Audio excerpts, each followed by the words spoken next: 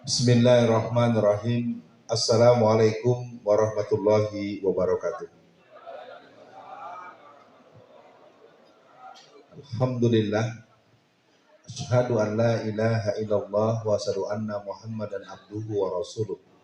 Allahumma sholli ala Muhammad wa ala ali Muhammad. Amma ba'd. Bapak Ibu yang berbahagia, pertama saya pastinya menyampaikan permohonan maaf yang sangat mendalam. Bukan menginginkan menterlambatkan diri dengan sengaja. Kedatangan tamu-tamu Muktamar Muhammadiyah mungkin susah ditutup-tutupi, membendung langkah. Ya, langkah-langkah agak tersendat. Saya dijemput oleh sahabat saya Mas Indra dan Pak Anwar. Yang jemput saja terlambatnya juga hampir 40 menit. Bukan salah yang jemput, yang salah saya. Yang paling enak kan ngaku salah ya, daripada menyalahkan orang lain. Ibu-ibu yang berbahagia, hari ini saya adalah orang yang sesungguhnya harus menyatakan rasa mahabbah, rasa cinta kepada seluruh masyarakat. Karena selama lebih dari 15 tahun saya berinteraksi dengan masyarakat Solo dan sekitarnya. Dan 3 tahun belakangan ini ternyata saya berada pada hari-hari bersama dengan masyarakat. Semoga kebersamaan ini bisa kita teruskan menjadi kekuatan umat dalam menghadapi segala persoalan. Bapak Ibu yang berbahagia, pertemuan demi pertemuan, kajian di mana-mana selalu menimbulkan suasana hangat, suasana ceria, suasana sumringah. Tapi aku bertanya, di mana remaja kita? Iya, apakah jumlah mereka cukup signifikan dari jumlah mereka di sekitar sini? Disebut remaja, justru orang yang punya energitas, orang yang punya proaktivitas. Saya mulanya menganggap remaja di Solo dan sekitarnya sedikit. Satu malam saya kebetulan pulang dari Jakarta naik bus. Waktu itu ada acara hampir jam 12 malam, bubaran acara sepak bola Persis. Itu ternyata di malam hari itu ada sekitar 5.000 motor dengan 2 orang penumpang di atas motor. Berarti orang yang keliling di atas motor itu brun brun brun brun brun brun brun brun brun brun. Itu bisa diduga jumlahnya sekitar 10.000 orang. Tapi ketika aku bertemu dengan waktu subuh, aku hampir tak melihat anak-anak itu dalam masjid. Bolehkah aku menduga bahwa mereka itu adalah orang-orang kafir, orang-orang Kristen? Tidak bisa. Karena 77% warga Solo itu Muslim. Jadi pada malam ini kita mencoba membincangkan satu persoalan yang mungkin bicaranya nanti akan kita perluas. Saya coba masuk di tema yang cukup sensitif. Tetapi tema ini nanti akan membuat kita mengerti bahwa ada bagian kehidupan kita yang sesungguhnya tidak boleh hilang dalam elan kehidupan seorang muslim. Sebelum saya teruskan, ibu-ibu, bapak-bapak, mungkin belum semua kenal saya. Nama saya Alfian, dikenal dengan Alfian Tanjung. Saya punya peran-peran keumatan cukup banyak. Periode terdekat tahun 2015-2020, saya wakil ketua Komite Dakwah Khusus MUI Pusat. Jadi biar bapak-bapak kenal bahwa saya bukan orang pintar, saya bukan, katakanlah belum bisa disebut sebagai ulama, tapi peran-peran keumatan saya layak untuk membuat saya punya kewajiban memberikan laporan pada masyarakat. Di Surakarta ada Dewan Syariah Kota Surakarta, DSKS. Dengan segala dinamikanya saya anggota Majelis Syuro, anggota Dewan Syuro namanya. Di Dewan Dakwah Jawa Tengah saya anggota Majelis Syuro. Di Dewan Dakwah Pusat saya adalah anggota Mafatiha, Majelis Fatwa dan Pusat Kajian Dewan Dakwah Pusat. Dan seluruh instansi dan institusi yang ada di Jawa Tengah, karena dulu saya aktif di P3, jadi saya punya posisi dengan Gontor. Saya sudah 2 kali pembekalan buat anak-anak yang mau pulang. Dengan Ngeruki sudah 5 kali. Dengan Persis, baik yang di Bangil maupun yang di Bandung, Saya juga punya peran-peran pertemanan dalam konteks dakwah. Dan akhirnya pada malam ini saya berjumpa dengan masyarakat di masjid yang bernama Darun Najah. Darun Najah itu nama sebuah pesantren besar. Ya. Dia ada di Ulu Jami di Ciledug, perbatasan Jakarta Selatan dengan Tangerang. Artinya sebagai pengetahuan, penamaan nama Darun Najah ini pun bisa diduga ada hubungan baik secara historis maupun secara penamaan. Kalaupun berbeda namanya memang bagus. Jadi pada malam ini saya mencoba membuka dengan pembicaraan tentang jihadis bukan teroris. Mudah-mudahan tema ini mengajak bapak-bapak dan ibu-ibu mau menyimak sejenak. Karena ada situasi yang sangat aneh untuk umat Islam. Kita ini mayoritas tapi tertindas. Mayoritas tapi kehilangan identitas. Mayoritas tetapi disalahkan dan dikalahkan terus. Bayangkan nih, sebentar lagi ada PPKM. Apa tuh PPKM? Apa bedanya dengan PPKM? PPKM akan dilangsungkan setelah selesai Natal. Jadi kalau Natalan nggak ada PPKM, nanti kalau mau Lebaran baru ada. Kira-kira ini menurut Bapak dan Ibu ini ada sesuatu enggak ya? Ya. 2 tahun lalu Maulid Nabi kita digeser harinya. 2 tahun lalu 1 Muharram kita digeser harinya.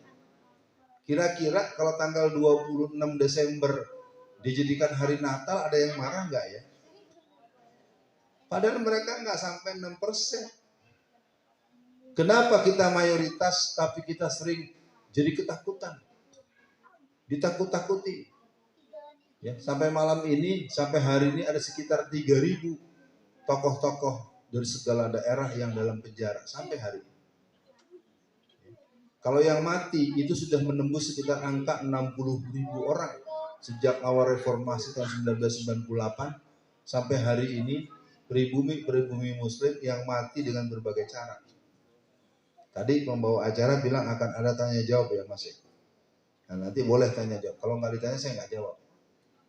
Iya kan tanya jawab. Kalau nggak ada yang tanya ya nggak dijawab. Maka dari itu pada malam ini kepada Bapak Ibu semua saya mohon maaf kalau saya belum sempat menyebut satu persatu. Memang saya sempat berinteraksi dengan yang namanya Pak Joko. Ya mana Pak Joko? Orangnya ganteng juga ya. Pak Joko yang baik hati, Pak Ustadz kita, saya izin menyampaikan materi ya. Baik, jamaah sekalian, ibu sekalian dan semua yang hadir termasuk remaja. Malam ini kita akan berbincang tentang jihadis bukan teroris. Kenapa saya bincangkan ini? Karena kita paling tidak harus mulai mengembalikan elan ruhul jihad. Jihad fisabilillah. Jihad itu adalah terminologi suci. Allahu Akbar, Allahu Akbar, Allahu Akbar. Kalam suci menentukan ku berjuang. Tararat, gitu ya, zaman kita tahun 70-an ya Pak ya. Di radio itu ada. Ya, RRI, langkah semangat, maju tiada henti. Untuk Islam kami korbankan diri. Api jihadku berkobar di hati. Takkan padam wujudkan cita kami. Menegakkan kedaulatan Islam. Hidup mulia atau syahid mati. Hanya Allah satu tujuan kami. Kejayaan Islam kan kembali. Rap berderap langkah mujahid Allah. Hancurkan penzolim di bumi. Tak berdetak jantung musuh Allah. Takut lihat mujahid berani. Mujahid berani. Takbir. Takbirnya lemes. Ya, jarang diajak begini sama ustadznya nih. Jamaah yang berbahagia, kita akan masuk di bagian awal. Apa sih yang disebut dengan terorisme? Kata-kata teroris sering disebut sembrono. Kemarin yang terakhir sekali ada orang bercadar bawa pistol ada di depan istana. Ya, wartawan kayak saya kan. Bagaimana Ustadz? Anak bercadar berarti anak wanita solehat. Kalau anak wanita solehat nggak mungkin jalan sendirian kemana-mana. Nah, itu aja udah nggak masuk akal kan? Ini udah gendeng ini. Cuman kan susah, ini pun di blow up terus. Ya, jadi bapak-bapak, ibu-ibu supaya tidak ada sak di hati, saya ini walaupun begini saya narasumber resmi negara. Saya narasumber resmi di Wantanas, Dewan Pertahanan Nasional, yang isinya jenderal bintang 1, bintang 2. Aktif, bukan pensiunan. Jadi supaya jamaah, walaupun nanti hadir dari pihak aparat, atau mungkin dari pihak-pihak yang punya hubungan dengan kekuasaan, saya ini bukan anak pinggir jalan. Saya dosen selama 30 tahun lebih, dan saya narasumber resmi di instansi Angkatan Darat, di Kopassus, di Wantanas, Kesbangprov, Kesbangda, Pemkot, Pemkap, Pemprov, sampai di pusat-pusat Badan Intelijen Negara. Ustadz lagi cerita apa lagi nyombongin diri? Bukan, biar Allah tahu yang ngomong ini bukan asal ngomong. Negeri kita ini mayoritas agamanya, tapi Islamnya dibikin takut. Ditakut-takutin, dikit-dikit teroris, akhirnya sembarangan dibunuh. Kemarin Dr. Sunardi, mobilnya dihadang, ditembak, ditembak jedek, mati. Begitu murahnya harga orang muslim, nyawa muslim. Nyawa pribumi begitu murahnya. Oh, Pak, ngalangin itu, Pak. Motonya boleh, tapi jangan ngalangin video. Nah, jadi pada malam ini saya ingin ajak para jamaah, kita bersihkan dulu suasana hati kita. Kita sampai kepada wilayah Al-Hurriyatul Insan. Kita di ruangan ini harus sampai kepada satu komitmen kemerdekaan diri. Kita bersolat tiap hari. Salah satu bacaan iftitah kita adalah Innas sholati wa nusuki wa mahyaya lillahi. Itu harus tertanam kuat. Mudah-mudahan dengan kedatangan saya pada malam ini, masyarakat semakin mengenal bahwa saya ada di Solo. Saya ada di Solo Raya, saya ada di Jawa Tengah. Darah dan air mata saya bersama dengan seluruh dinamika yang ada di sini. Bukan gagah-gagahan, ini keterlaluan. Coba sekarang kita bayangkan kalau di pinggir jalan tahu-tahu ada mayat orang Cina. Kira-kira ribut nggak? Dicari nggak ketua RW-nya? Dicari nggak ketua masjidnya? Tapi kalau mayat seorang ustadz, orang semua diam saja.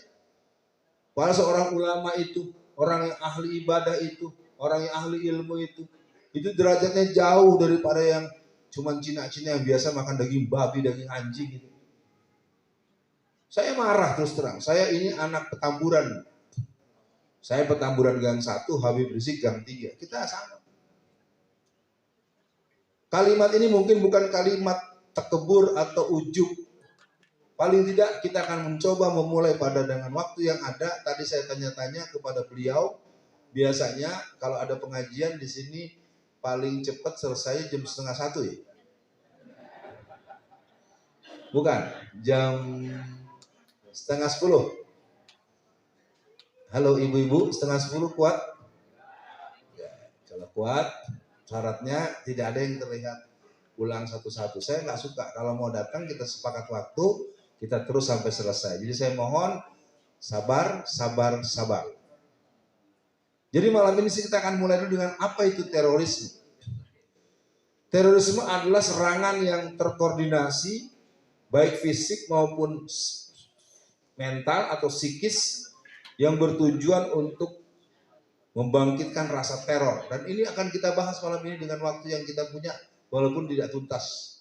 Kalau tuntas kita butuh 2-4 jam pembahasan. Jadi teroris itu adalah sebuah tindakan teror. Kenapa kalau bicara teroris selalu dihubung-hubungkan dengan gerakan Islam? Betulkah? Saya zaman kecil di Petamburan Gang 1, Jakarta Pusat. Menjelang remaja saya pindah ke Banten. Di Banten itu ada yang namanya Kota Tangerang Selatan. Tangerang Selatan itu sebuah kota pecahan dari Kabupaten Tangerang yang disahkan tanggal 9 bulan September tahun 2009. Satu hari di sebuah pusat perbelanjaan yang bernama Alam Sutra terjadi ledakan bom yang sangat dahsyat. Buar! Bomnya besar terdengar, beberapa toko-toko yang besar-besar hancur, lalu dengan semena-mena televisi mainstream, media TV mainstream, pemirsa, telah terjadi ledakan, bla bla bla bla bla bla bla, dilakukan oleh teroris. Bapak Ibu tahu apa yang terjadi setelah ditangkap polisi? Ternyata yang meledakkan bom pemuda gereja. Ya, di zamannya mah harus tahu. Kita ini kadang-kadang digituan langsung ciut. Ya. Saya bilang, jadi kita malam ini akan mencoba melihat teroris itu ada. Dan teroris itu bisa dikerjakan oleh orang yang agamanya apa saja. Jangan dikit-dikit teroris berarti Islam. Teroris jenggotan, jidatnya hitam, istrinya bercadar. Kita jangan pernah mau di stereotip seperti itu. Tindakan-tindakan itu tidak ada hubungan dengan seragam. Tidak ada hubungan dengan penampilan. Ini adalah kejahatan sistematik yang dibuat oleh media. Nah, maka itu kita coba batasi pembahasan kita teruskan. Apa tujuan teroris? Teroris itu adalah sebuah gerakan yang membuat orang menjadi tidak punya nyali untuk menanyakan. Apa sebabnya guru kami Tengku Zulkarnain meninggal dunia? Apa sebabnya guru kami Dr. Mu'inudillah Basri meninggal dunia? Apa sebabnya guru kami Lutfi ya, yang ahli ilmu hadis, banyak, ada sekitar 600 di musim Covid yang meninggal dunia, tokoh-tokoh ulama-ulama Islam. Ustadz, jangan suka memperkeruh keadaan. Sekarang saya tanya jamaah, ada berapa orang Cina yang mati di musim Covid? Saya tidak dalam posisi mengajak kita membenci orang Cina. Yang namanya virus kan penyakit, masa penyakit milih-milih? Kalau yang Muslim mati, yang kiai mati, ulama mati, ketua RW mati. Coba deh kalau kita ikuti tokoh pemuda Muhammadiyah, Dr. Najamuddin Ramli, seumuran saya lewat. Siapa lagi? Sudarno Hadi, Ketua Dewan Dakwah Jawa Tengah, Jawa Timur, lewat. Jadi gerakan-gerakan teror ini sudah dilakukan dengan berbagai cara. Ya, berapa minggu belakangan ini ada 440-an anak-anak di bawah 5 tahun mati gara-gara gagal ginjal akut. Ginjal itu kan fungsi-fungsi yang berhubungan dengan pembersihan fungsi sirkulasi air, sirkulasi cairan terkait dengan air seni dan segala macam. Biasanya gangguan ginjal itu terjadi orang itu di usia di atas 50 tahun. Lalu bagaimana ceritanya anak umur di bawah 5 tahun gagal ginjal akut? Lalu yang disalahkan apa? Ya, itu yang Anda sebut. Susah diomongnya itu. Karena ternyata ujung-ujungnya ingin menggeser itu, dia buat produk baru. Jadi teroris ini adalah sebuah bentuk yang membuat suasana mencekam, dan perbuatan ini sengaja dibuat agar kita tidak ada yang menyoal. Apa urusannya karpet-karpet harus dicabut lalu kita disuruh sholat berjarak-jarak? Saya di musim Covid tidak pernah ada di rumah. Dalam artian saya biasa saja. Saya sampai ke Batam. Saya kalau ketemu petugas-petugas saya tanya, ya suruh pakai masker, ya pakai, supaya jangan berisik aja. Kenapa hanya masjid? Apakah Bapak Ibu nggak tahu yang dikejar-kejar itu mesti terus? Sementara gereja, sementara orang-orang Bali mengadakan acara yang besar-besaran sambil bernyanyi-nyanyi, teriak-teriak dengan lagu-lagu dan kidung-kidungnya. Di musim-musim Covid yang ganas, lebih dari 25.000 orang-orang Hindu itu teriak-teriak sampai ke tepi laut, nggak ada yang pakai masker. Nggak ada yang ditangkap. Habib Rizik cuman bilang, oh, bagaimana Habib kabarnya? Alhamdulillah saya sehat. Masa gara-gara gitu mengatakan ujaran kebencian, ujaran kebohongan? Sementara ada orang katanya punya duit 11.000 triliun di kantongnya tapi bohong. Ini ijazahku, mana ijazahmu? Kenapa ketawa, Bu? Ya kan lucu. Nah kalau memang ada ijazahnya nggak palsu, nggak usah Bambang Tri ditangkap. Sederhana aja. Kalau Anda punya ijazah yang asli, bawa aja, nggak usah pakai ngancem-ngancem, nggak usah pakai konferensi pers, rektor UGM, ya, nggak usah nangkep lagi Gus Nur. Ntar jangan-jangan di belakang ditangkap lagi Ustadz Anu, Ustadz Anu, Ustadz Anu. Nah masyarakat, saya mohon pada malam ini kita harus berani. Dulu orang tua kita mengajarkan berani karena harus mulai dihidupkan kembali. Anak-anak yang mendengar, adik-adik yang mendengar, kemenakan-kemenakan yang mendengar Ustadz Alfian tanya malam ini, mari kita mulai berani karena benar. Karena dalam babul jihad, apabila seorang yang punya keyakinan kebenaran tapi dia diam, dia tidak menyalahkan yang salah, tidak membela yang benar, maka itu menimbulkan hamasatul jahiliyah bagi orang-orang yang tidak beriman. Ya. Makanya saya bilang pada malam ini perbincangan kita sebetulnya bisa diselesaikan hampir 4 jam. Tapi nggak perlu, kita cepat secukupnya saja. Nanti jam 9 lewat sedikit saya tutup, kita dialog. Tujuan teroris itu ada banyak. Secara umum dia digunakan sebagai senjata psikologis untuk menciptakan manusia untuk, wah kita nih harus PPKM lagi. Enak pale lu. Giliran kita PPKM, giliran Natalan gak ada PPKM. Ini kan gak tahun lalu PPKM dicabut menjelang Natal. Ini jadi kalau ada katakanlah aparat desa, apa Satpol PP atau Intel Polsek, Anda juga jangan enak aja. Kalau memang itu adalah yang membahayakan, berarti membahayakan bagi orang yang beragama Islam atau orang yang bukan Islam, betul? Jangan buat Islam membahayakan kata kamu. Bapak Ibu, saya kasih tahu ya rahasianya yang terjadi selama musim Covid. Tidak ada satupun orang yang mati Covid di masjid. Karena dari masjid.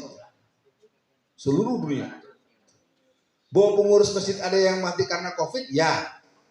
Tapi kenanya bukan di masjid. Ini saya harus sampaikan pada jamaah biar bapak-bapak ibu tahu. Keadaan ini perlu kita renungkan. Ya.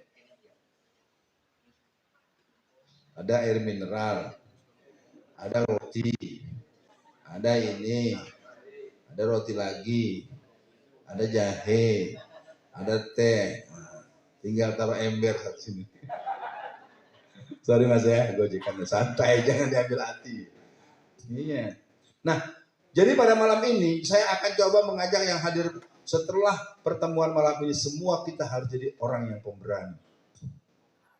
Ya. Karena keberanian kita telah diruntuhkan dengan berita-berita yang bohong. Saya ini narasumber resmi di Angkatan Darat lebih dari 20 tahun.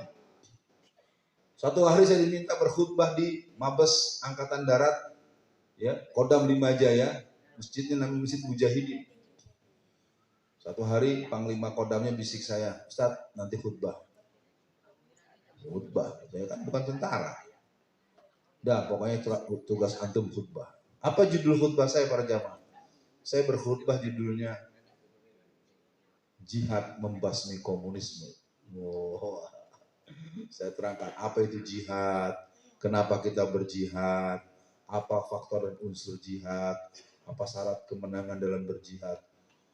Ternyata dari sekian ratus, sekian ribu tentara-tentara dari pangkat rendah sampai jenderal itu terbelah dua. Yang basicnya pesantren, yang bapak ibunya adalah tokoh-tokoh Muhammadiyah, tokoh-tokoh NU garis lurus, orang-orang tuanya yang ahli-ahli ibadah, itu mendengarkan khutbah seperti itu, bagaikan air bertemu dengan ikan bertemu dengan air. Senang. Dari wajahnya sumringah, matanya berbinar. Tapi sekelompok lagi wajahnya berubah. Merah, kuning, hijau, nano-nano. Mukanya, api ketemu air, mukanya manyun. Nah, ini ketahuan. Jadi ternyata di tentara pun terbelah dua. Ada yang memang masih berjiwa tauhid, berjiwa Pancasilais. Yang satu masih berjiwa ateis PKI. Iya.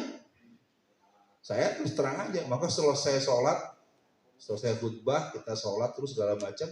Itu yang jenderal-jenderal perwira-perwira yang Islamnya bagus itu semuanya. Bukan semuanya sih. Banyak yang nangis, dia peluk saya, dia bisik ke telinga saya. Ustaz, selama dinas belum pernah saya dengar khutbah seperti ini di kantor ini. Tapi yang sebelah lagi, sopo sing panggil khotib gendeng. Iya. Jadi artinya dimanapun tempat pertarungan hak dan batil itu ada. Maka kepada jamaah Darun Najah, ibu dan bapak, anak-anakku dan teman-temanku, sahabat-sahabatku dan para guru di sini, mari mulai malam ini kita mulai tumbuhkan kembali jiwa jihad. Kalaupun belum bisa terlalu keras-keras, kita tumbuhkan dalam hati kita. Ya. Kalau Bapak Ibu mampir ke rumah saya di Tangerang, sudah hampir 10 tahun di rumah saya itu, depan rumah saya pasang bendera La ilaha illallah dan bendera merah putih. Kalau ada yang nanya-nanya, emang kalau saya pasang bendera La ilaha illallah depan rumah saya melanggar undang-undang yang mana? Ayo, saya mau tanya Bapak nih, mungkin ada yang pejabat di sini. Saya di rumah saya pasang bendera La ilaha illallah. Sebelah kanan, di sebelah kiri saya pasang bendera merah putih. Ketika saya pasang bendera La ilaha illallah, saya melanggar undang-undang apa? Gak ada, karena kita tuh sering lucu. Kalau untuk Islam, ada aja larangan untuk melarang, tapi gak ada aturannya. Termasuk yang namanya sholat dibikin jarak. Penjarakan sholat itu bukan larangan bersanksi, tapi edaran gugus COVID. Edaran itu dalam ilmu politik, dalam kebijakan politik, dia bukan hal yang mengikat dan mewajibkan kita taat. Karena di situ tidak ada sanksi. Karena kita nggak ngerti politik, maka lain waktu kalau nanti kita pengajian lagi, kita masuk dengan tema partisipasi politik masyarakat. Ibu-ibu nanti kalau ada pengajian perempuan, nanti kita diskusi kalau ibu mau manggil saya, tapi kalau mau, jadwal saya juga penuh juga, agak dipaksain. Jadi gini jamaah, kenapa ada acara malam ini? Saya harus jujur ya, acara malam ini sebenarnya saya berpikir akan banyak tamu-tamu dari luar Indonesia, dari luar Solo. Ternyata banyak Pak Joko, memang banyak. Tapi pada ke mall. Ini saya terbuka saja, bukan saya. Jadi yang datang ini udah dari Aceh, dari Kalimantan Tengah, datang memang banyak. Merekanya ke Solo Spire, jadi akhirnya kita berpikir mereka karena adanya Muktamar Muhammadiyah ya Bu ya, kita berpikir dia mau datang ke pengajian. Jadi saya mengadakan poin terus terang Pak, inisiatif agar mereka yang berdatangan itu bisa ikut bergabung. Karena kan jumlahnya di atas 3 juta orang menurut panitia. Saya bukan panitia. Saya hanya berinisiatif. Jadi kalau sempat saya tanya antum kan ini gimana nih? Ya kan saya sempat berdialog nih. Saya tadinya, ya mah kalau tahu saya tadi mau mundur nggak jadi ngisi malam ini. Saya udah sebar undangan. Artinya supaya jamaah memahami bahwa saya sebagai salah satu aktivis dakwah menginginkan jangan sampai saudara-saudara kita yang jumlahnya besar dari berbagai daerah di Indonesia datang ke kampung kita, datang ke Solo kita, datang ke Sukoharjo kita, datang ke Karanganyar kita, datang ke Wonogiri kita, datang ke Solo Raya, ke Sragen, Klaten segala macam. Jangan sampai kegiatannya nggak ada, dibikin ada, dia malah jalan-jalan ke mall. Ya nggak ada yang salah tuh ya. Kita kan tuan rumah berpikir ini orang kan namanya Muktamar Muhammadiyah ya Pak ya. Muktamar Muhammadiyah kan organisasi Islam. Itulah penyakit orang. Kenapa kita tidak kuat? Karena kita tidak berzikir di setiap saat dan tempat. Tujuan kesini kan mau mensukseskan Muktamar Muhammadiyah, bukan mau jalan-jalan dari Klewer, Turi. Ya, minal pasar ilal pasar itu. Udahlah, itu faktanya. Sesuai dengan waktu nanti saya selesaikan. Apa ciri-ciri teroris? Mudah-mudahan Bapak-Bapak Ibu sekalian malam ini dengan segala cara dan gaya yang saya tampilkan, kita mulai menanamkan terorisme itu bukan kita loh. Islam tidak pernah mengajarkan terminologi teroris sebagai amalan. Jihad iya. Nanti kita bahas di separuh materi ini. Ciri-ciri teroris yang pertama adalah adanya rencana untuk melaksanakan tindakan tersebut. Kalau kita ingat, pada bulan Juli tahun 2000, kalau bulan ini saya nggak begitu pas, Idul Fitri tahun 2015, di Manokwari, Tolikara, di Irian, Itu ada peristiwa yang sangat mengerikan. Ketika masyarakat muslim di Irian sedang sholat Idul Fitri, di takbir yang kelima, tahu-tahu sholat jadi bubar karena diserbu oleh satuan gerakan Kristen. Ya, jadi saya mohon Bapak-Bapak perhatian, sampai hari ini sudah ratusan masjid kita yang diganggu. Dari yang dibakar, dari yang di tengah masjidnya diberikan kepala anjing, kepala babi.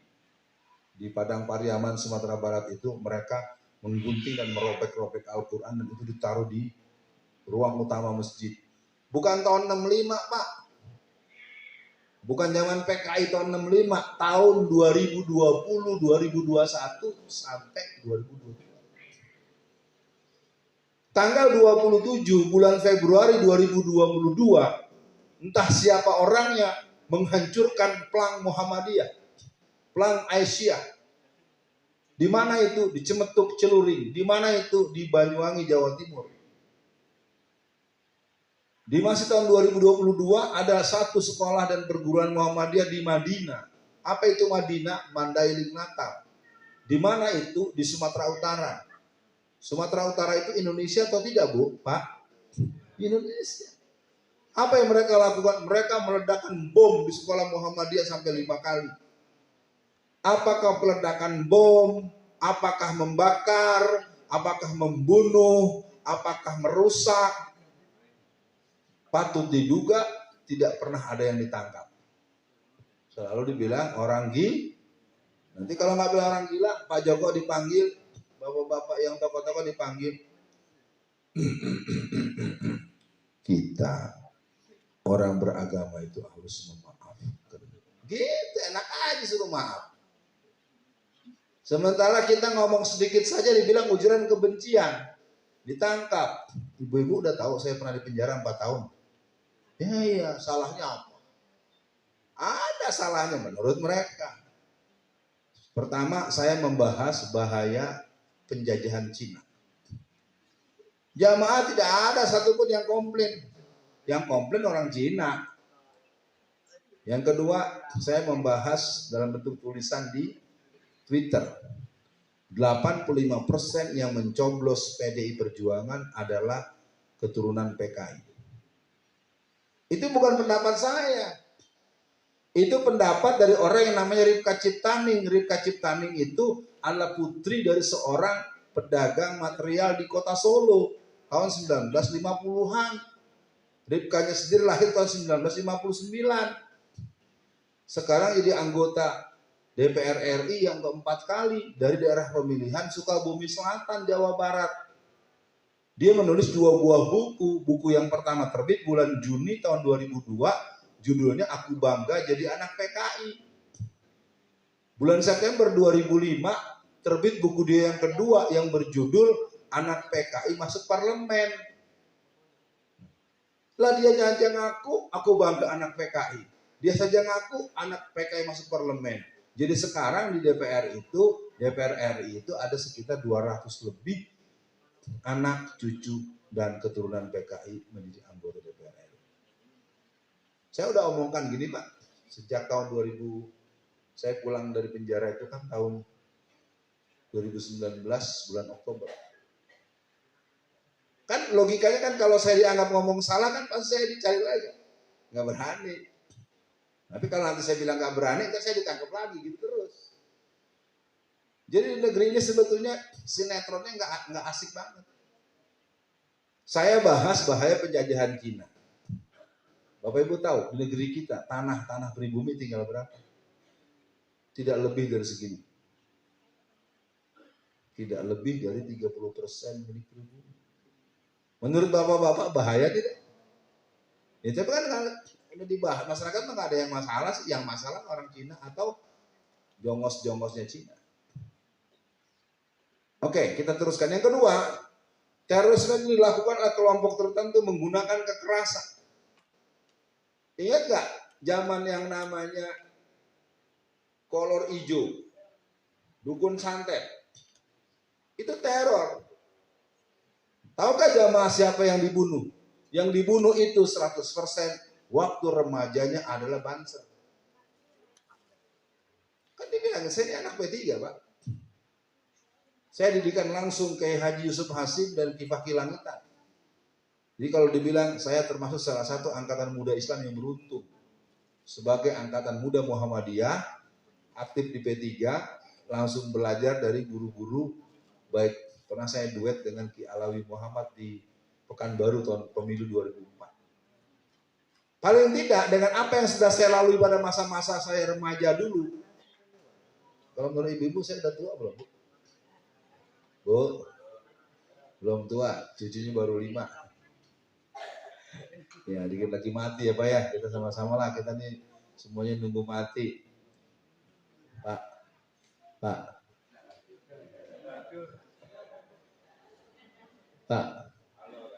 cucunya berapa Pak? Cucunya berapa? 2, oh, tapi udah besar-besar ya. Istri 2 juga. Oh, 1 nggak habis, ya udah deh. Jangan dibahas, biasanya ibu-ibu sensitif kalau begitu. Yang ketiga, mengambil korban dari masyarakat sipil dengan maksud untuk mengintimidasi.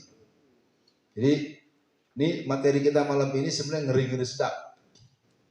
Tapi kalau kita tidak pernah mendudukan apa itu jihad, apa itu jahat, apa itu teroris, harus mendudukan dulu. Karena jihad itu adalah kalam suci. Dia adalah amal suci.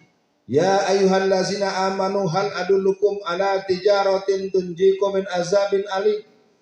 Wahai orang-orang yang beriman, maukah engkau aku tunjukkan pada sebuah perniagaan yang bisa membebaskan kamu daripada azab api neraka. Ya ayyuhallazina amanu hal adullukum ala tijaratin tunjikum min azabin alim. Tu'minuna billahi wa rasulihi wa tujahiduna fi sabilillah bi amwalikum wa anfusikum zalikum khairul lakum in kuntum ta'lamun.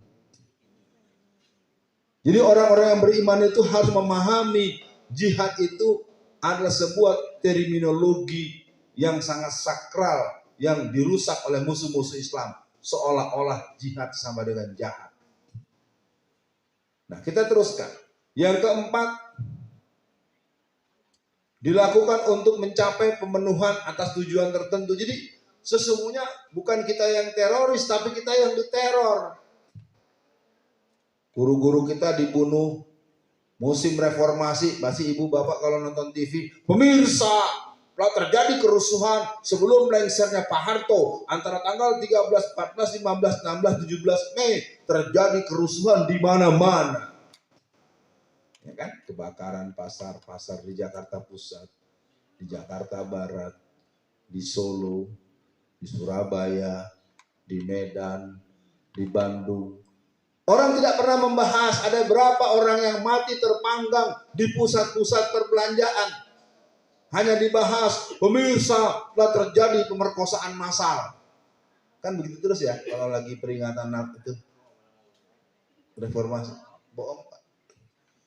Menurut Badan Intelijen Negara BIN, Badan Intelijen Negara dan FBI, Badan Intelijen Amerika, perempuan yang diperkosa itu jumlahnya ada 3 orang. Saya tanya ibu-ibu, Bu, kalau 3 orang itu massal atau bukan? Ibu, Pak, Bapak diam dulu. Susah banget sih, diam sebentar. Bu, kalau bertiga itu massal atau bukan, Bu? Iya. Bahwa itu adalah sebuah kejahatan, ya. Bahwa itu merusak kehormatan perempuan, ya. Membuat masa depannya suram, ya, secara akhlak. Zaman sekarang juga nggak pakai diperkosa, dia berbuat duluan. Ya. Sekarang kalau udah cerita pacaran, nggak ada pacaran cuma duduk-duduk sambil minum kopi, nggak ada. Kemarin beberapa kali ada penggerebekan di pusat-pusat penginapan. Ternyata dalam kamar tuh diketemukan anak kelas 6 SD dan kelas 4 SD. Wah, nggak mungkin Ustadz mendramatisir. Ya ini ibu-ibu bapak-bapak, untuk bapak ini saya harus sampaikan dengan penjelasan. Dulu zaman kecil, nah ini antum umur 50 berapa? 60? Hah? Kok sama saya? Sama tuan saya dikit. Tapi ente putih semua. Tandanya nanti orang soleh ya. Zaman kita kecil dulu mas, kita kalau mau makan ayam goreng, kita harus nunggu ayam itu bertumbuh sejak menetas antara 8 bulan sampai setahun atau lebih. Sekarang Bu, kalau ibu datengin anak kita dibawa ke KFC, ke McD, itu ayam-ayam itu netesnya hari Senin tanggal 1, nanti hari Senin tanggal 17 udah besar. Itu kena broiler, kena inseminasi kimia. Ayo ikuti dulu supaya kita kalau ngaji jangan sampai nggak nambah cerdas. Guru-gurunya boleh beda-beda, tapi kan nambah wawasan harus berbeda juga dong. Kalau dulu ibu-ibu di masa remaja menstruasi alias haid atau datang bulan itu rata-rata SMP, bahkan ada yang kelas 1 SMA. Betul kan Bu? Ya waktu zaman ibu remaja kan baru haid, baru mens kan SMP kelas 1 atau kelas 6 SD kan gitu ya. Sekarang anak kelas 3 SD sudah ada yang mens. Kenapa? Karena tadi yang dia makan itu mengandung zat-zat yang mengalami proses percepatan fungsi-fungsi faal tubuh. Lah kalau yang laki-laki yang perempuan mengalami percepatan menstruasi, berarti yang laki-laki mengalami percepatan masa baliknya. Kalau masa balik sudah dicapai oleh laki-laki dan perempuan, kira-kira fungsi-fungsi seksualnya berfungsi atau tidak? Ya sudah. Jadi kalau ditemukan oleh polisi, oleh aparat, oleh Satpol PP, anak SD kelas 6 laki-lakinya, anak SD kelas 4 perempuan, oh berarti di dalam kamar sedang tadarus Quran gitu. Sedang murajaah gitu. Jadi artinya terbukti bahwa apa yang saya katakan bukan asal omong, memang bisa terjadi pada anak kita. Untuk itu, Bapak dan Ibu, kalau anaknya pamit dari rumah ingin belajar kelompok, jangan buru-buru ngasih ongkos. Belajarnya di mana? Maaf ya, saya ini dosen ilmu pendidikan. Orang tua tuh banyak dibohongin sama anak-anak. Yang kuliah juga begitu. Uang kos, uang ini, uang minta terus. Apakah salah mereka? Tidak, salah kita juga. Karena kita sering menganggap kalau sudah keluar uang banyak berarti kita sudah menyekolahkan dan sudah mendidik anak, itu kesalahan kita. Mendidik itu bukan soal uang. Mendidik itu soal keteladanan dan kewibawaan alami, itu mendidik. Saya sering ulang-ulang nih, bapak-bapak di sini masih ada yang perokok nggak? Nggak usah ngaku, cuma doang nanya. Enggak, di sini tidak merokok, di luar merokok. Gitu. Saya nanya sama antum jujur ya, saya nggak tanya antum merokok, itu saya nggak nanya. Di masyarakat sekitar Darun Najah ini, bapak-bapaknya yang laki-laki dewasanya masih ada yang perokok nggak? Oke ya, saya tidak bicara hukum, saya bicara pendidikan. Kalau bapak masih merokok, ibu perhatikan, bapak perhatikan, anak-anakku dengar Ustadz Alfian lagi menyampaikan ini. Bapaknya sedang merokok. Dia punya anak laki-laki kelas 4 SD, punya anak perempuan kelas 6 SD. Ternyata anak perempuan yang kelas 6 SD sudah terbiasa merokok. Dan anak yang kelas 4 SD yang laki-laki juga hobi merokok. Ketika sang bapak berjalan sambil merokok, dia berpapasan dengan putrinya yang sedang merokok dan berpapasan dengan anak laki-laki yang juga sedang merokok. Ibu, kira-kira si bapak akan beri nasihat apa kepada anak-anak?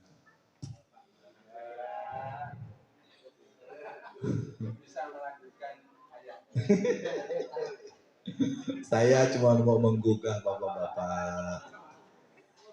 Itu baru dalam tinjauan pendidikan. Kalau dalam tinjauan dakwah, strategi dakwah, rokok-rokok itu rata-rata pemiliknya pasti bisa didugakan 90% sampai 98% itu yang ini punya orang Cina Kristen. Keuntungan rokok dengan merek tertentu itu per tahun bisa di atas 10 sampai 20 triliun. Dan mereka 100% biaya keuntungannya hanya untuk membangun gereja. Jadi kalau ada jamaah masjid rajin ibadah, tapi merokok terus, berarti Anda termasuk penyumbang pembangunan gereja. Donatur tetap. Udah ya, saya nggak bilang rokok haram loh, jangan nanti Anda ngambek-ngambek. Wah, aku dirasan-rasan nih, Ustaz Alfian. Enggak lah. Yang pertama dalam tinjauan pendidikan. Jadi Bapak kira-kira pantas tidak sambil merokok ketemu anak yang merokok lalu Bapak marah-marah. Kamu nih anak jangan merokok. Gimana tuh Pak kira-kira kalau gitu Pak? Ya itu tadi. Ya ayuhan lazina amanu lima takununa ma la taf'alun. Wahai orang-orang yang beriman, mengapa kamu menyuruh orang lain berbuat baik tetapi kamu melupakan dirimu sendiri? Kabura maqtan indallahi an takunu ma la taf'alun. Amat besar kemurkaan di sisi Allah bagi orang yang menyuruh orang lain berbuat baik tetapi dia melupakan dirinya sendiri. Jadi mulai malam ini bapak-bapak yang suka merokok mulai berhitung, berikhtiar. Saya tahu tidak mudah untuk berhenti karena dia mengandung zat adiktif.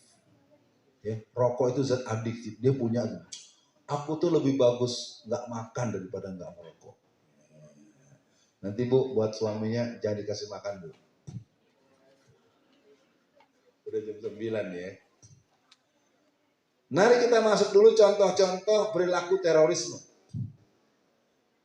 Yang pertama adalah invasi Amerika ke berbagai negara-negara Islam. Yang paling mencolok ke Afghanistan dan Irak. Alhamdulillah yang di Afghanistan Amerikanya sudah bubrah. Pada tanggal 21 bulan Agustus tahun 2021,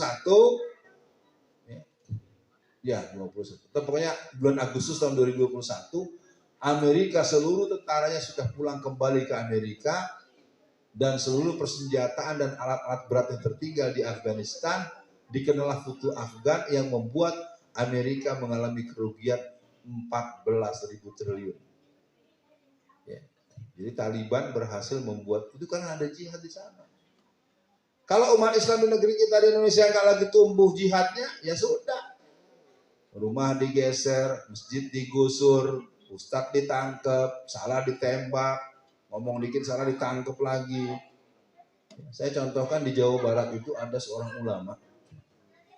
Kalau ada salah satu ustadz ditangkap, maka ulama itu akan membawa sekitar 300 sampai 400 ulama-ulama se-Jawa Barat. Dibawa langsung bawa ke Polda Jabar. Dibawa Pak, misalnya antum ditangkap nih.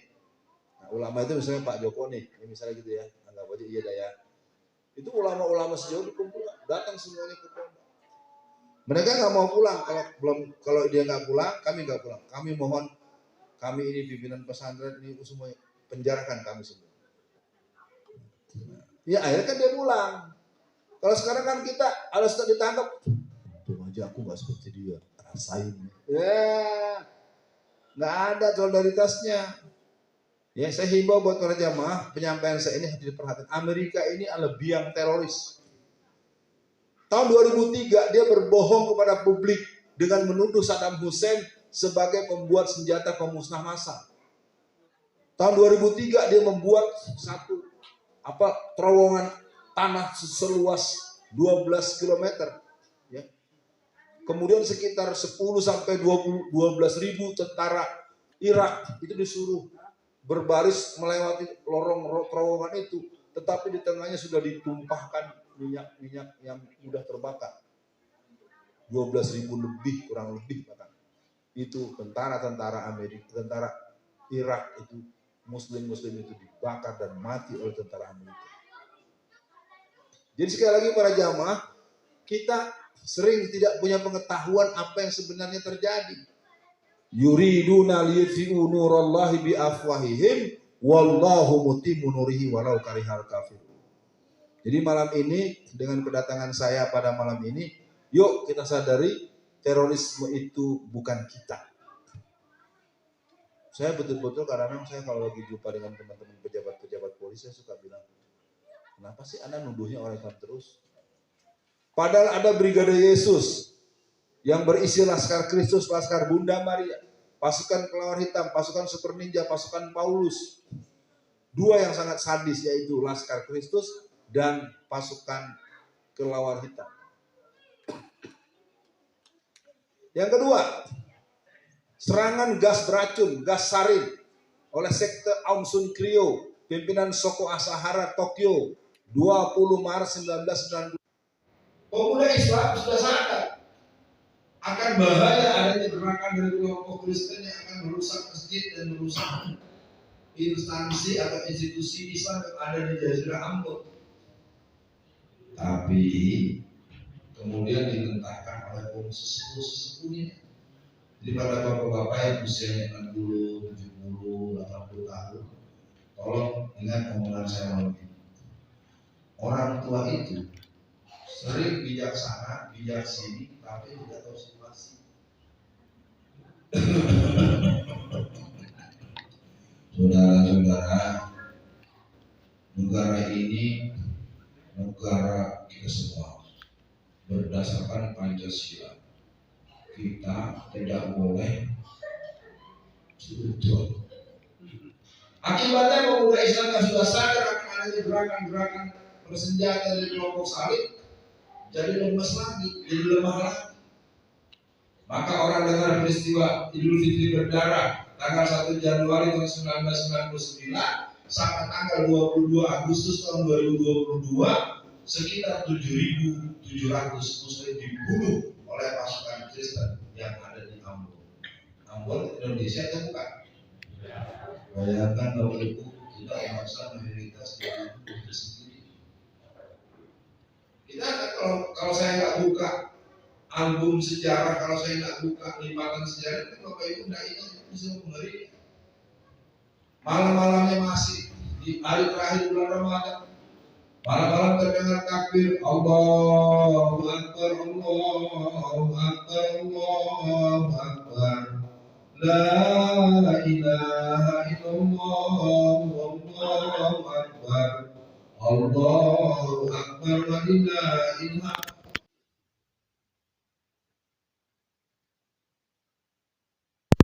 Masjid-masjid besar meledak karena bom telah ditaruh beberapa waktu yang sebelum masjid itu. Pembunuhan dilakukan mulai tanggal 1 Januari sampai 1999 dan itu juga bisa terjadi di Indonesia. Nah, peristiwa itu berulang kembali pada tanggal 9 bulan 11, bulan September tahun 2011. Jadi gerakan-gerakan itu akan terjadi terus dan pelakunya bisa palu arit, bisa salib, bisa Syiah, bisa Islam Jamaah. Pernah terjadi Laskar Islam Jamaah menyerbu Ustadz Sobari, Ketua MUI Solo, tanggalnya 21 bulan November tahun 2021. Jadi bapak-bapak, ibu-ibu, Anda mengaku-ngaku putra daerah, antum bilang orang Solo atau orang berita gini belum pernah dengar. Mana aja lo, nggak tahu ulamanya hampir dibunuh. Sampai Ustaz Sobari yang kebetulan ketua PDM Muhammadiyah Kota Surakarta di tanggal 21 bulan November 2021 didemo oleh 7.000 orang pemuda-pemuda yang berasal dari Islam Jamaah. Tahu Islam Jamaah sekarang namanya apa? Jadi sebut loh. Orang yang nggak berani bukti gua. Dia itu betul. Gimana? Maksud saya, ini kan tidak sehat. Kenapa sampai ulama kita di demo 7.000 orang? Lalu kenapa setelah di demo tidak ada serangan balasan, tidak ada yang mengkomplain, tidak ada yang konferensi pers, diam semua? Apa nunggu Ustaz Sobari dibunuh? Maaf ya saya ngomong gitu. Kita tuh sampai ulama saya sampai akhir sore hari itu beliau masuk ICU. Dan saya tahu, saya ceramah di mana-mana di lingkar Solo dan Solo Raya. Kalau saya bercerita banyak yang nggak tahu kan lucu. Lu kemana aja udah nggak tahu. Ulama 7.000 orang kan banyak Pak. Bisanya sebuah peristiwa itu tidak terdengar oleh kita. Kenapa? Kalau kita sudah terbiasa dengan formula ABS. Apa ABS? Ada di belakang? Asal badan selamat. Iya, dua-duanya betul. Saya akan nyalahin Bapak. Kan ABS kan terserah kita singkatan. Ya, enggak. Asal badan selamat, asal Bapak senang. asal dan seterusnya. Ya, jadi bukan dulu ya bahwa jihad nanti menyusun dari waktu. Jihad tidak sama dengan terorisme. Apa itu jihad? Kenapa berjihad? Tahapan jihad. Sebenarnya ini tidak boleh dibicarakan di forum-forum yang terlalu tersembunyi. Harus terbuka supaya orang bisa tahu bahwa terorisme itu bukan jihad. Jihad itu bukan teroris. Jihad itu adalah amal soleh. Jihad itu adalah kalimat suci. Jihad itu adalah amal yang baik. Kita masih punya kurang lebih 25 menit. Silakan moderator mau dibantu biar saya bisa minum dulu. Baik, untuk sesi pertanyaan ini kami bagi ya untuk bapak-bapak dipersilakan 2 orang dan ibu 2 orang. Dari bapak-bapak dulu silakan. Dari bapak-bapak ada yang mau tanya? 2 orang. Baik, langsung ke ibu. Oke. Baik, satu yang di depan. Yang dari ibu ada? Ibu ada yang mau tanya? Baik, belum ada? Monggo.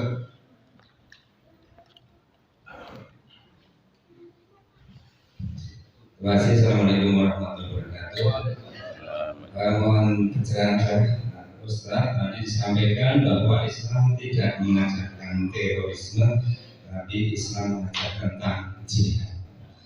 Nah, untuk itu mohon apakah kalau dengan demikian sebagai seorang Muslim itu kita diwajibkan atau harusnya menjadi seorang yang fanatik di dalam memeluk agama Islam.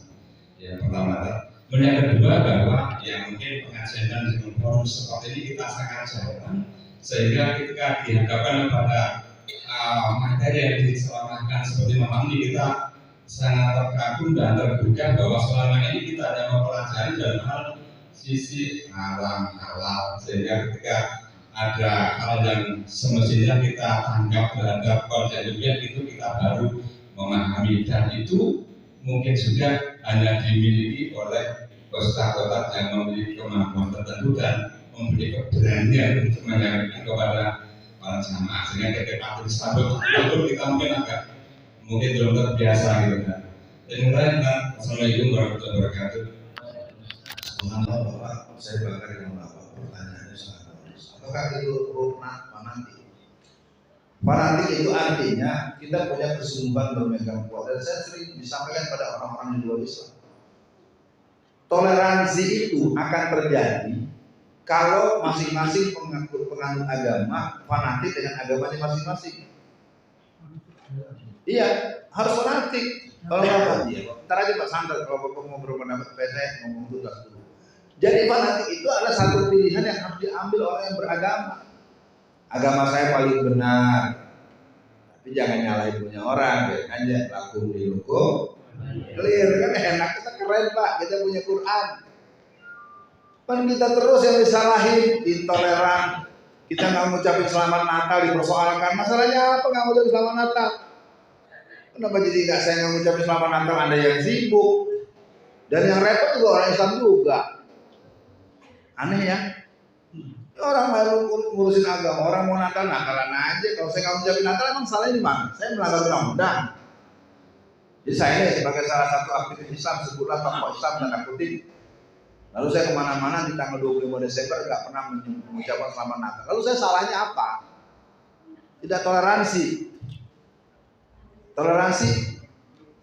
Tahu nggak ada yang namanya fatwa MUI tahun 1981?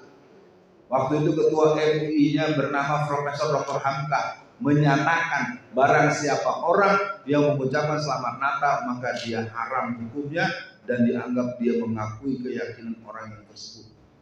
Dan udah selesai, dibolak-balik terus. Sama selama saya tinggal di katakanlah Jazirah Surabaya ini, saya kadang-kadang kaget di masyarakat itu kok ternyata ada, bahkan banyak namanya Muslim Muhammad Fulan, namanya Muslimah Fatimah Fulana, tapi yang satu istrinya Kristen, yang satu suaminya Kristen. Ada nggak di masyarakat kita yang begitu? Nah, kalau ada orang menikah beda agama, nggak usah dibahas lagi, dia berzina selamanya.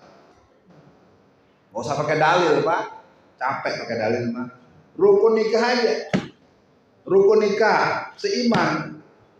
Kalau orang itu menikah tidak seiman, nikahnya sah tidak? Halo?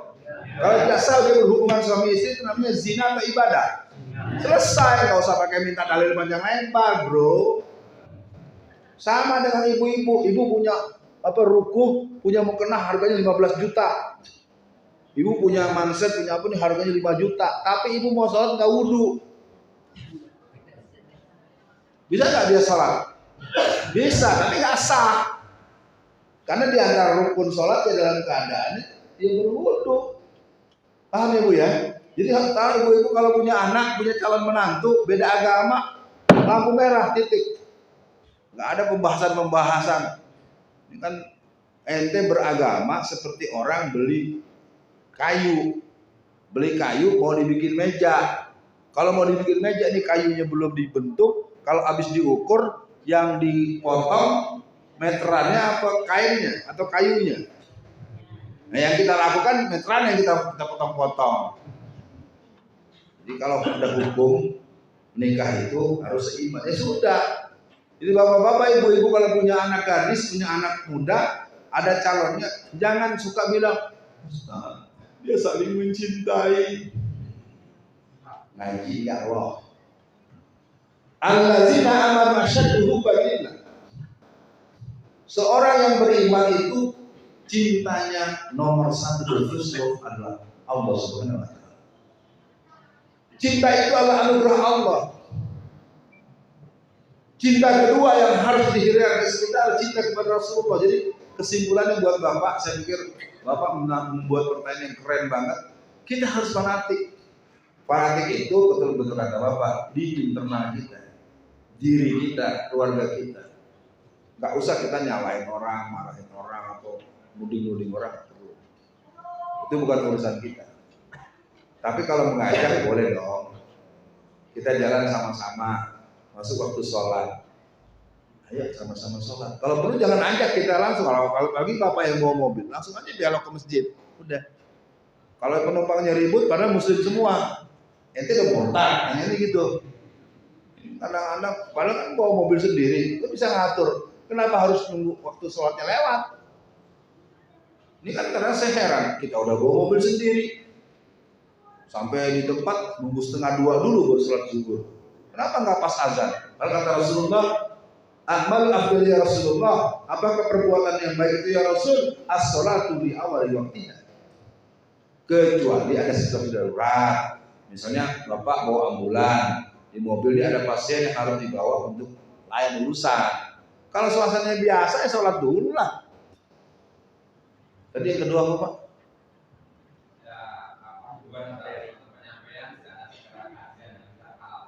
Iya, memang ini kesalahannya bukan pada mereka, Pak. Memang ditakut-takutin, Pak.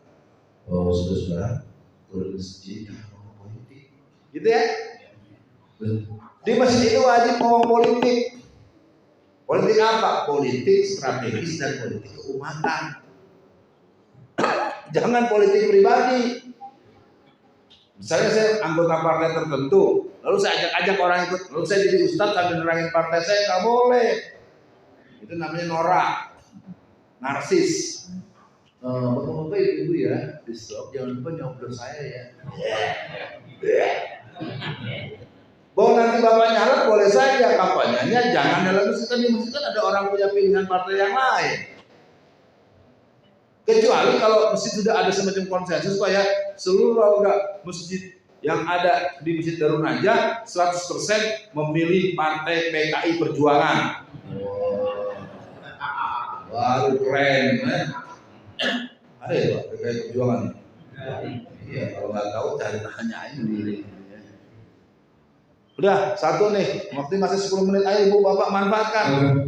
Kalau tanahnya nggak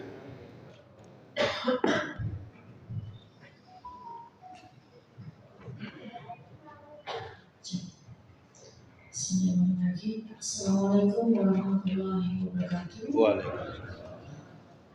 Sebelumnya Ustaz Alfian, sepertinya saya pribadi gitu.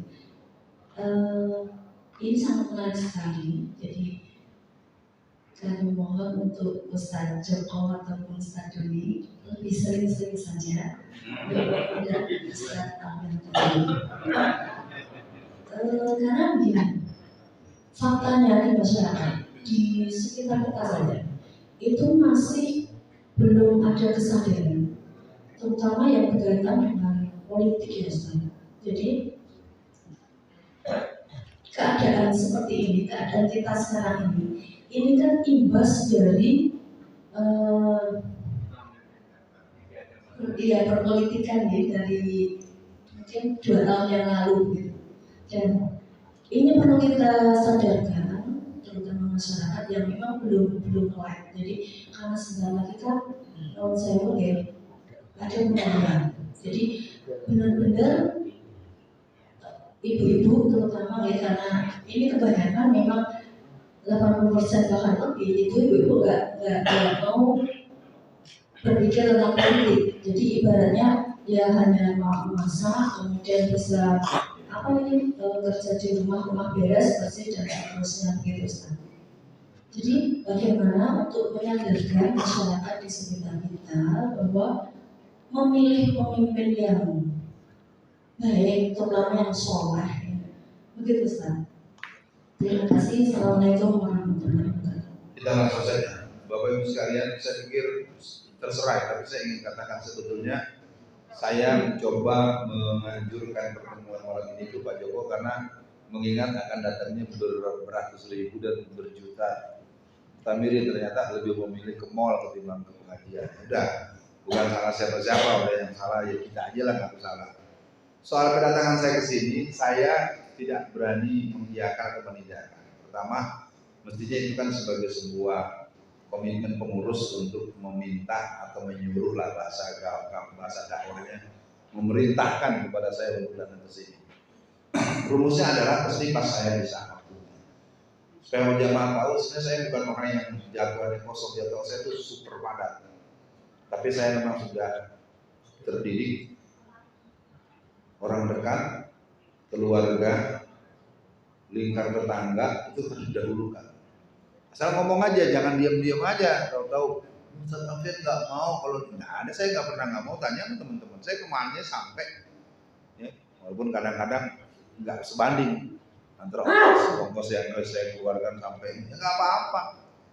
Kan ya, malaikat Rafiq nggak salahnya, apa? Nah, boleh.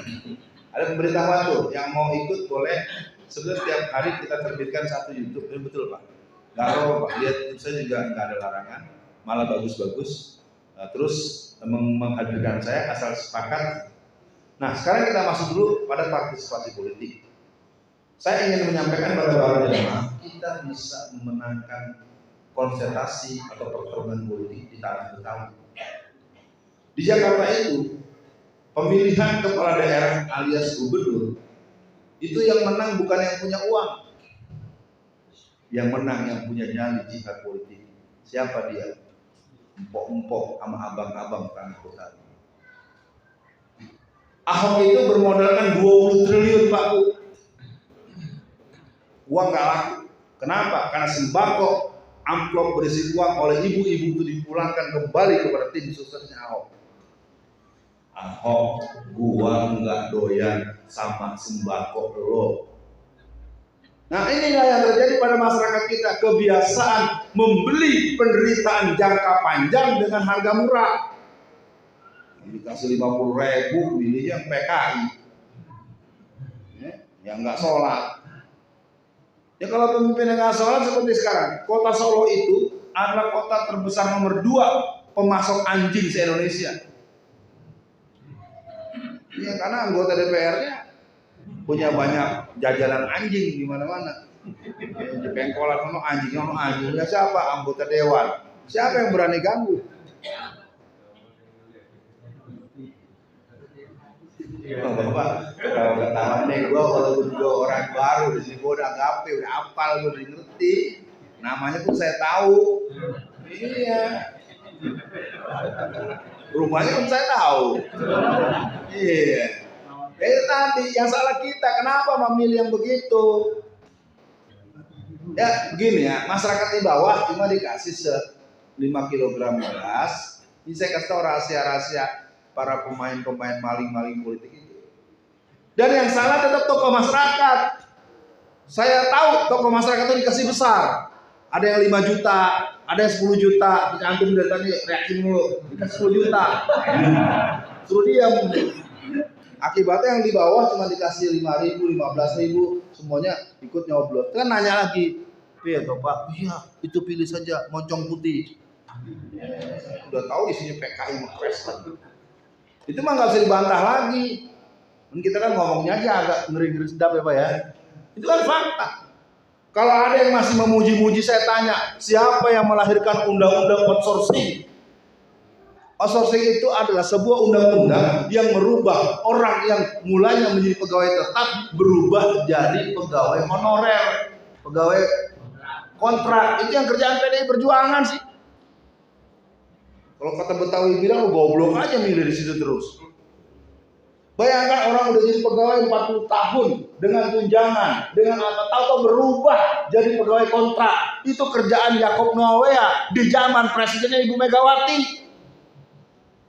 Itu tadi karena tololnya kebanyakan, kelamaan. Ntar dia habis ngomong ini ketakutan deh. Tahu emang iya kok. Coba siapa yang melahirkan undang-undang outsourcing? Ya Megawati. Menterinya siapa? Yakob Noah ya. Ya udah benar. Kenapa ini dibahas lagi? Apalagi korupsi. Korupsi terbesar apa? BLB itu zaman siapa? Jadi di negeri kita ini orang yang kesalahan sedikit uyek-uyek, antum sebagai mau pembawa acara salah dikit, nih jenggotnya kurang panjang, ini, tangkep lagi. Masyarakatnya diem aja lagi. Kita harus belajar jadi masyarakat pemberani. Kemarin hari Maulid Nabi saya mengisi acara di Pandeglang. Ini Pandeglang itu ibu-ibunya Bu, ya mbak-mbak ya, ibu-ibu. Jangankan bapak-bapaknya, ibu-ibunya kalau ada ustadz ditangkap, ibu-ibunya bawa golok. Disamperin kantor polisinya. Gak jadi udah ditangkap. Bener-bener. Karena mereka tuh bapak-bapak Banten itu kan ada para pendekar ya. Jadi kalau ada ustadz datang terus ngomongnya cuman ibu-ibu, bapak-bapak, ada 13 rukun sholat, ada 2 jenis air, ada air itu ngaji madrasah itu nolnya. Kalau udah akbar di rumah, udah fikul waki, udah tablik akbar, harus bicara bagaimana suasana umat hari ini, itu namanya tablik akbar. Tablik akbar masih bicara rukun nikah, masih bicara rukun sholat. Itu harus dipahami secara paten-ten, gitu Pak ya. Maksud itu orang yang nggak tahu bagaimana syarat sahnya sholat. Bagaimana itu harus, tapi jangan pengajian besar yang hadir puluhan ribu orang yang dibahas pokoknya sopo sing sholatnya orang kunut bukan teman aku. Jadi gitu mah nggak usah dibahas lagi sudah. Walakum amalukum walunang maluna. Jadi kita clear asik aja. Satu sholat masjid tertentu ada baca kunut dia sudah. Kalau mau ikutin, kalau enggak dia juga nggak bakal ada yang marahin sih. Iya, enggak sholat Bapak pintar sekali deh. Nah soal kemungkinan ke depan, saya juga tantang ibu-ibu. Berani nggak ibu-ibu khusus pengajian ibu-ibu manggil saya? Iya, karena ternyata ibu-ibu juga maunya yang santai-santai. Maaf ya, saya keliling Indonesia, saya jadi berbalik hampir 40 tahun. Ibu-ibu tuh maunya yang santai. Apalagi maaf, bukan di sini, di daerah tertentu maunya nyanyi-nyanyi melulu. Nyanyi, memang pakai bahasa Arab, tapi sih nyanyian doang. Ya, ketika materinya agak keras, agak diajak mikir Pak, nggak mau diajak mikir Pak. Jangan bangun artinya pusing kepala saya. Ya, ente pergi ke pengajian cuma menghindar dari tumpukan cucian yang banyak. Ketawa ya Pak ya. Saya kan udah hafal Pak kelakuan ibu-ibu. Iya. Bu, saya ini anak laki-laki satu-satunya. Saya bisa jadi seperti ini karena didikan ibu saya. Ya, kalau mau jujur saya nggak pernah mondok. Tapi kayak lagi ngomong kayak orang pintar aja ya, seolah-olah gitu orang mondok. Masalahnya didik. Bagaimana subuh ke masjid, bagaimana baca Quran pagi dan maghrib, bagaimana memahami sejarah Islam, bagaimana hafalan doa-doa harian. Itu digembleng oleh ibu saya yang cuma guru SD. Ya. Nah, sekarang ibu-ibu udah berfungsi belum? Ibunya sekolah sampai S3 udah tamat ngelayap terus, anaknya nggak bisa ngaji. Ayo, ibunya udah dokter. Dokter cuma buat sumbangan di kantor. Anaknya, seorang perempuan itu dia belajar setinggi-tingginya, selesai kuliah dia kembali ke rumah, full di rumah. Kalaupun keluar dengan fungsi-fungsi yang sifatnya kifayah. Kalau nggak ada fungsi lain baru saya maju. Ini kelemahan para perempuan-perempuan di negeri kita itu. Nah terus muncul lagi penyakit. Yang penting kita bisa ngalahin laki-laki. Kita juga bisa kalahin laki-laki. Itu ada tuh ibu-ibu yang begitu tuh ngomong, bukan di sini di televisi. Makanya ada sinetron suami-suami takut istri. Gitu. Pas setengah 10 ya. Oke, buat semua yang hadir saya mau pamit. Gaya dan cara boleh berbeda, pahamilah. I love you full. Aku mencintai kalian semua tanpa batas. Ya, karena itu adalah syarat orang bersahabat. Bisa deh kita mencintai satu. I love you. Ya, itu. Oh, itu apa LGBT ya? Oh, mencintai dalam konteks innamal mu'minuna ikhwatun. Kita bersaudara dalam iman. Ya, nggak boleh lebih. Kalau lebih, apalagi mencintai istri orang itu namanya selingkuh, salah kamar, nggak boleh. Kita berdoa dulu supaya doa kita malam ini bagian daripada energi kebersamaan kita dan keberanian kita untuk menjadikan Darun Najah sebagai sebuah masjid yang memancarkan cahaya iman, cahaya jihad, dan cahaya persaudaraan. Bismillahirrahmanirrahim. Asyhadu an la ilaha illallah wa asyhadu anna Muhammadan abduhu wa rasuluh. Allahumma sholli ala Muhammad wa ala ali Muhammad. Wahai Allah, malam ini dengan segala kemudahan yang Kau berikan, dengan segala anugerah-Mu, kami bersyukur alhamdulillah rabbil alamin. Dan kami pun mengucapkan salawat kepada baginda kami. Allahumma sholli ala Muhammad wa ala ali Muhammad.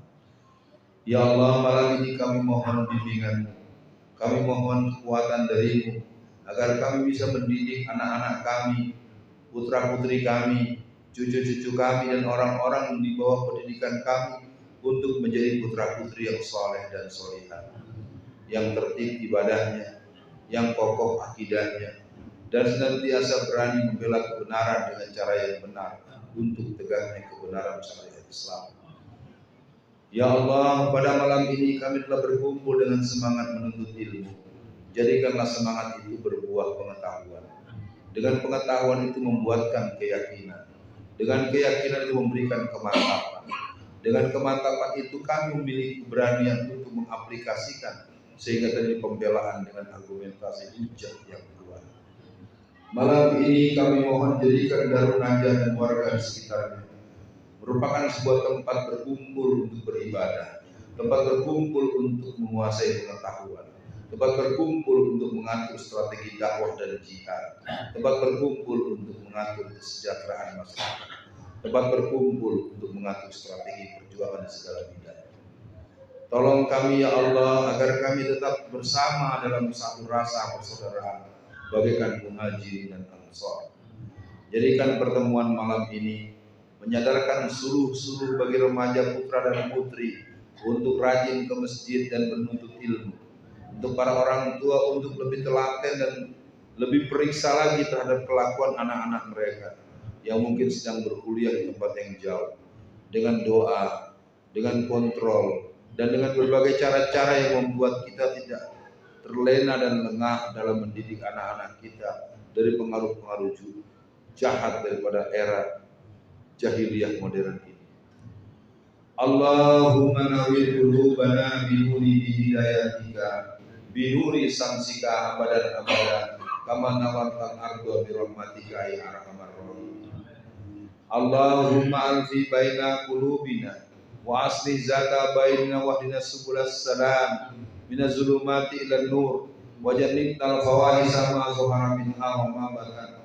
Wa barik lana fi asma'ina wa absarina wa qulubina wa azwajina wa zurriyatina innaka antat tawwabur rahim.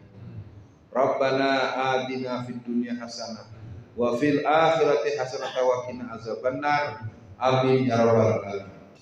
Bapak Ibu sekalian, besok subuh kita ada kajian di Masjid Kalitan.